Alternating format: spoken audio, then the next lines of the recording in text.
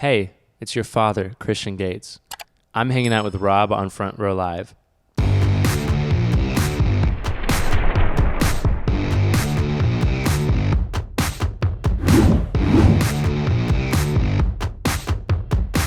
What's up, guys? Rob here, Front Row Live Entertainment. I'm hanging out today with Christian Gates, and I'm excited to be sitting with you, man. How has this year been so far for you as far as like the music? You dropped the debut album last year. You had that LA show this year. So how has that been with the fans and your new audience that you've been gaining lately? I feel like it's been a good time. I feel like I never release anything that sounds the same. Like every song I put out sounds like a whole different genre or whatever. And I've finally made some sort of cohesive work that's all together. And I feel like people appreciated that. Yeah, and that's a good point because, you know, listening to your previous stuff and listening to the music today, like I feel like your tone definitely changed. Your vocal tone definitely changed. You went from something that was a lot brighter to something maybe deeper or darker nowadays. With no strings attached going into that studio session or even the writing session, like did you come into it actively knowing that aspect was going to change at all, or was that just like a natural process for you? I actually just like the cover of the album. I took that photo a few years ago with my friend Moody, and every session that I went into, I'd show the producers that photo, and I'm like, I want to make songs that sound like that. Damn. And then we just kind of vibe off of that. So I think it was just more the intuition that I just feel in the room with everybody, and that's kind of what led to the darkness. Yeah. Yeah. It's cool that you had a picture in mind or a photo in mind to kind of bounce to the producers to kind of move forward with the music. For you, I mean, going from being a producer and producing your own stuff to now being able to collaborate with other producers, do you feel like that was like an easy transition for you, or was that something that was difficult for you to kind of let go of that aspect? Well, I mean, I didn't really like full on produce, but I would engineer, and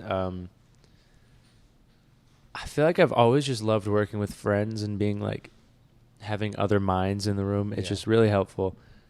Even when I was in high school making stuff, I'd just have like a bunch of friends in the room and like throw ideas out, and you can kind of gauge if people like it as you're doing it. And it's like it's a really helpful tool. So I don't know. I think I've been used to it, but I do think I write my best stuff when I'm alone. Like if I'll just throw my car and like autopilot, head to the beach, Nice. and I'm just sitting there writing music. So I don't know. It's kind of like a give and take. Yeah. Do you feel like that, especially with this album, do you feel that you went into the studio with a song idea in mind that really kickstarted the rest of the record? Or was it just you just vibing to your own lyrics and to your own like emotions and feels? Well, so for Food Poisoning, that I think was the first song that was on the album. That was like a true story type of thing. Yeah. And I'm sure people already know what that's about. But Toxic was like the other one I'd been sitting on for a while, and I really wanted to make it work. So I went to this party, and I met up with an artist that I really like, showed him the song, and he was like, that's hard. And then he wrote a second verse, and then I was like, shit, everything I've been writing on this is trash. So I had to rewrite everything.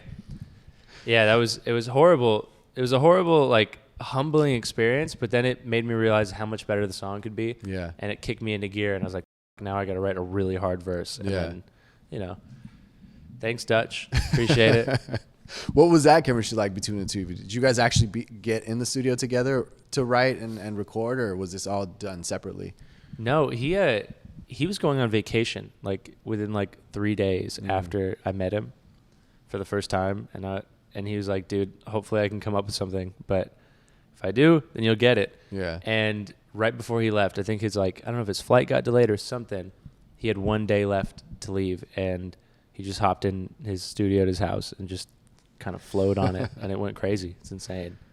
Damn. So you listened to it and you wanted to rewrite your own part to the song. How different would you say it was from the original version? There's been like 10 versions of the song, and I think every time I write, like I don't know, in 2020, I used to get my validation from like I'd post a clip on TikTok and see if people liked it, and then that's that's how I'd go with like the best option. But now I just kind of send it to my friend, like Elation, the producer I work with all the time. Yeah. I'll send it to him or some other friends.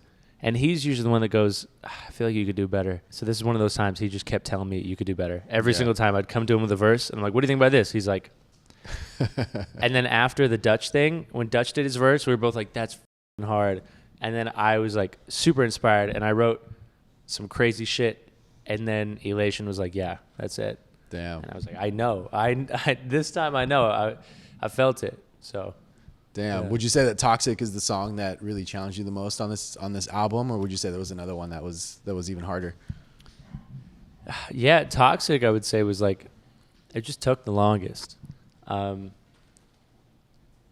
the rest of the songs, they were fun. It's always like whenever I work with Elation, we always have like a short time span to get things done. Yeah. So I end up just pulling up to his house, and then we just crank an album out in a week, 2 weeks, 3 weeks, however long it takes. But I'm staying there, not leaving, sleeping on the couch, like living, breathing, eating the album. Yeah. Know? What was that process like though? And as you continue to work with Elation for more music and new material, like how does that chemistry kind of evolve even more during that process? Well, we met in high school, and it's a long time coming then. Yeah, like I used to be a rapper, like full on. Like in school, I'd get in these like beefs with people, and I just write diss tracks and like Elation would produce the diss tracks, and it was a great time. But slowly over time, I think he's been like getting into more areas of music, and I've been getting into more areas, and we're just kind of growing together. It seems to work out. Like he's an EDM producer at heart, but we made a folk song together. Like he's very versatile, which is nice. What do you think changed for you to go from being a rapper to just doing the music that you're doing right now? The internet. I feel like I was listening to a lot of Black Bear, and I was like, oh, that's like kind of the same vibe as what I want to have. But he's like singing, he's doing runs, and he's doing all this stuff. I'm like, that shit's crazy. So I started doing like covers of Black Bear and or writing songs in a way that I thought would sound like him for the internet. And I was like, damn, these like runs and like singing and all this shit is kind of fun. And then I just kept getting into it. Yeah. Yeah. Would you say that that's what allowed you to learn how to understand your voice and learn how to sing the way that you do? Or would you say that there's other reasons or methods that you kind of did to get to that point? I don't know I don't know how I figured it out, but at first I wasn't able to sing. Like I've been told my whole life by various people that I'll never be able to learn how to sing. You can't learn how to do that. Trash, all this stuff. But I guess the thing that ended up working for me, I don't know if this might be it, but as I said, I used to engineer my own vocals. So every day I'd make a song, and then I'd, record it, engineer it, post it, and I'd hear myself. I'm like, every one of those notes I was wrong. And the next time I try to do it better, and as I'm like melodyning each note, I'm seeing how flat I was and how sharp I was, and I'm learning how it sounds when I'm on pitch. So I'm like, it's like having a robot version of me teaching myself how to sing. Yeah. It's really weird, but that is, I mean, that's a new way of doing things, I guess. Yeah. But I guess now it's like you kind of have that on the back of your head because you're thinking about the production side of it. So it's like, all right, my voice might need a little help here or there. Like I need to crank it up a little bit more or something. Like in this album, was there a particular song that you felt was challenging for you to sing or record because of the vocals? And, how did you go about it? Usually I will make a song and not know how the I'm going to sing it live at all. Am I allowed to cuss? You're good. Okay. That's the scariest part. No, it's the worst because like there'll be one take. I'll do like 100 takes on a lot of my songs. It's like 1 out of 100 takes. If I'm hitting a high note or something, I didn't have a falsetto like 2 years ago at all. Damn. No sound. It would sound like a train horn. Like, you know what I'm talking about? Like 2 notes would come out. So I'd do 100 takes and get one falsetto take and be like, how am I going to do this live? But I guess having an audio clip of me getting it right makes it so much easier to just practice and practice and practice. And eventually, when it's time for a show, I just get it. Most of the time. Sometimes I'll bail out. But would you say that you being more comfortable with your voice helps you become a better songwriter as well? Because now maybe you can try different types of melodies, different types of lyrics in your music. Yeah, I think so.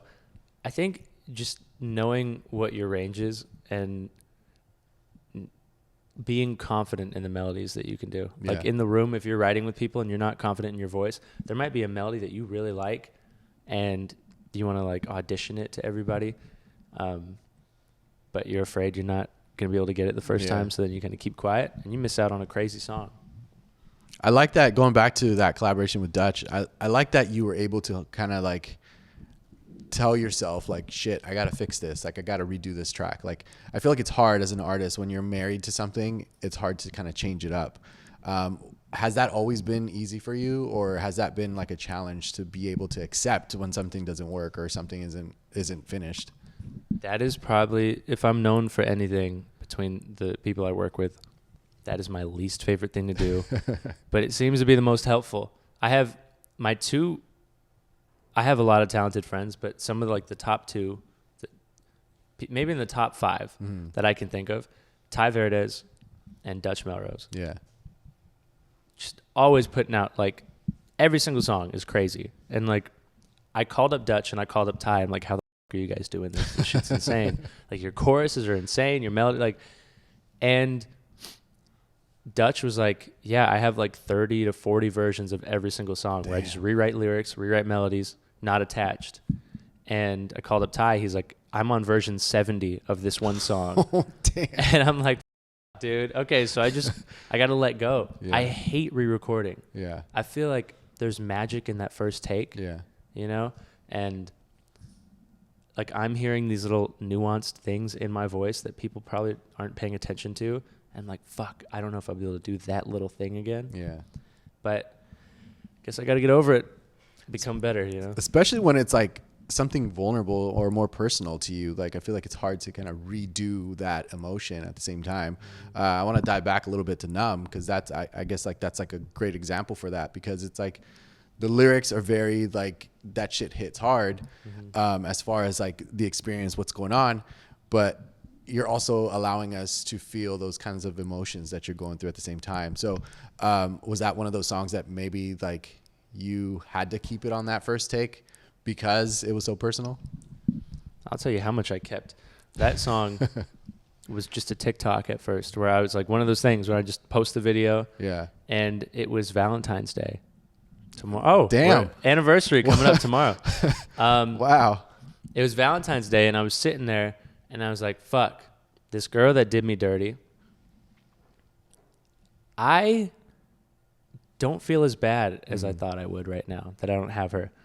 And I realized, I was like, because I don't think she's happy. Yeah. I don't think she's a happy person. I'm not either in the moment. Like I was thinking, I'm not happy either, but I'm not crushed. And I was like, I guess I'm fine because I know she's not happy with this guy she's with. It turned out being a thing where she just kept doing it, like as I've heard through the grapevine, to the next one, to the next one, to the next one. I just realized we're both probably numb and we're both just going through it. So why am I sad over somebody? Right. So I posted a little 20-second clip, and I was like, this is just, I didn't expect anything of it. And like 6 months later, 4 months later, I just started seeing videos of people just lip syncing it on my For You page. Sick. I'm like, what the this is just a TikTok I made months ago. Why is this like going crazy now? And I was like, I guess I have to finish it. So I went to Grant's house, who's one of my other producer friends. Yeah. And I was like, I'm not re-recording that first part. We're writing a second part. Like I wrote the second half of the chorus, and then I wrote the rest of the song with my friend Jay Bach. And I'm like, I have to get this take to sound exactly like the first one. We have to engineer it to sound exactly like the first one. We cannot, like, I was very stuck on not changing anything about that because I felt the magic in it. Yeah. That's a challenge, man. It's tough. Especially because you're in a different place by that time. Months away. Yeah. I was like months later. I didn't even, when I'm doing a take or writing a song, I have like a picture in my head, kind of like how I was like showing the little with the album. Yeah. But like when I wrote I Won't Beg For You, I was imagining like woods, you know, like I was seeing like trees and all this shit. And I can't remember when I record, I'm picturing that photo and I'm singing. This might not make sense. It's like synesthesia type of shit, but I'm singing to that photo or like personifying the photo through my voice. I don't know if it makes sense. You're starting something.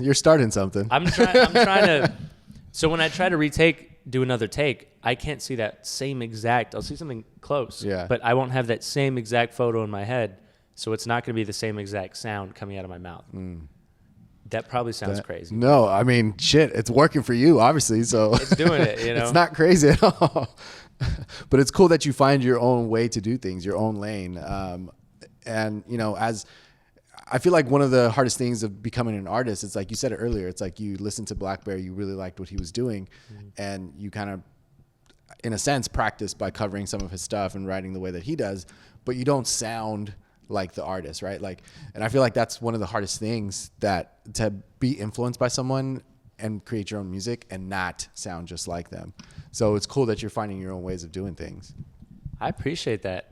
I feel like whether I like it or not, I cannot sound like anybody else. Maybe the Kid Leroy. Yeah. But like if I'm lucky. But even like possibly to a detriment, but I guess it's a good thing too. Yeah. But I feel like my voice just doesn't really sound like people. I don't know if it's because of my deviated septum or something going on in here.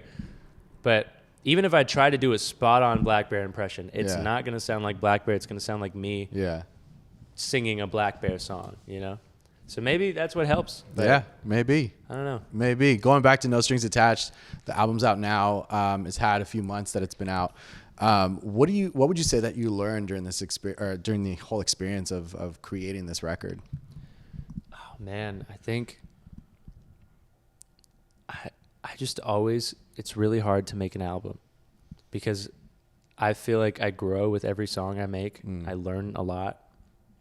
So by the time I'm on the end, like the last song of the album, I'm like, I don't even want to put this out because I can like make way cooler shit now. So I guess what I learned is I got to make them faster then, I think. Yeah. I got to pump these songs out back to back to back to back so I'm not over them by the time I put them out. Yeah. I've got some crazy shit like just ready. So I'm excited for that. But the album was a great learning experience for sure. That's awesome. Well, I'm excited to see what else you got going on. Like I said earlier, you had a show, an LA show in January. And I'm curious, like, is there going to be maybe like more shows or maybe a tour planned out just for kind of promote this album a little more to, you know, have your audience from all around the States be able to experience your live show? Yeah, I mean, I am pretty independent artist. And there's just not really any there's no tour support over here, so I have to pick the shows really specifically to make sure they make sense and they'll, you know, cover their own costs and all that. So if there's a tour that we can plan out in the next like few months, that would be great. That works out, but probably more towards the end of the year. There's a tour that I might support that people might be excited for. That would be sick. End of the year. I'm not going to talk about it, but that would be sick. Yeah. Well, I look forward to that. And thank you again for hanging out with me. You guys be sure to check out Christian Gates' new album, No Strings Attached. Well, debut album, No Strings Attached, is out now. And thanks for watching on Front Row Live. Cheers.